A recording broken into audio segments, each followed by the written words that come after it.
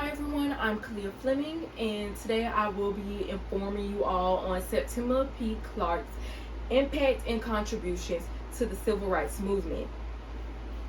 Awarded the Martin Luther King Jr. Award in 1970, the Living Legacy Award in 1979, and the Drum Major for Justice Award in 1987.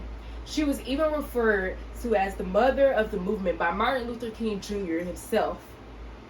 Septima Poinsett Clark was born the second of 8 children in the year of 1898 and played a role of advocating educational and voting rights for African Americans during the Civil Rights Movement. Unfortunately, we were unlettered about her accomplishments, and many of us may not even know how crucial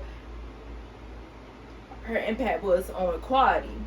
But the question is, why should Septima be recognized as an educator and her reasonings of becoming an activist?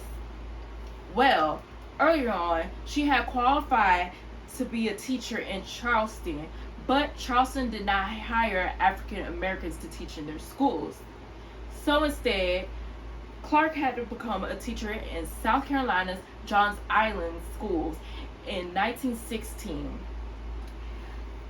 According to bibliography.com, Septima felt as if this decision was unfair amongst the black community, of course, and joined the National Association for Advancement of Colored People in 1919, also known as the NAACP. This is where she will return back to her hometown in order to petition for black parents that wanted their children to be taught by black educators.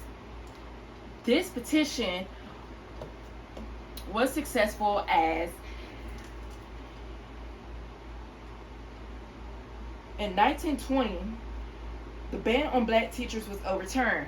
However, her work there was not done, as for 20 years, Clark and other members of the NAACP worked hard for the higher pay for black teachers, and this too was successful, as in 1945 teacher pay was equalized amongst race, as stated by Blake Moore of the Times Magazine.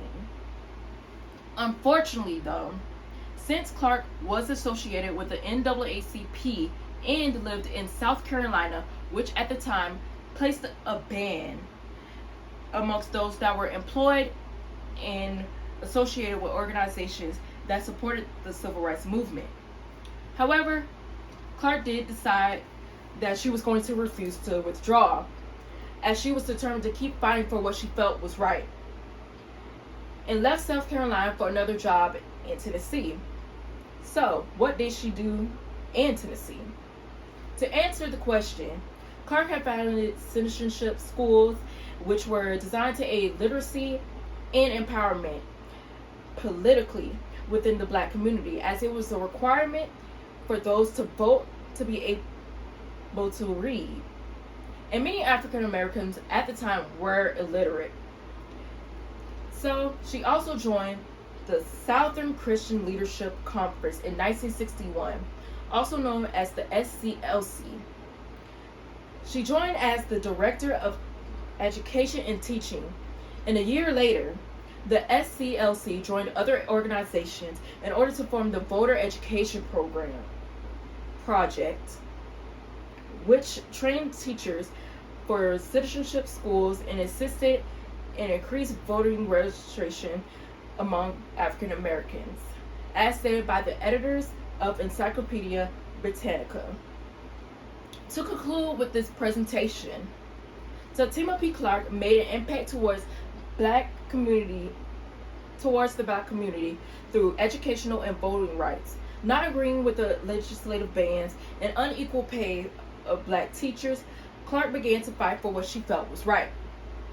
From joining organizations and associations that supported the civil rights movement, to managing petitions and founding citizenship schools, Septima fought just as hard as any other significant member of the civil rights movement. Therefore, Septima P. Clark deserves much more recognition because without her fight, many of us may have been delayed from obtaining rights and justice. Thank you guys for your time. I hope you guys like my presentation. Goodbye.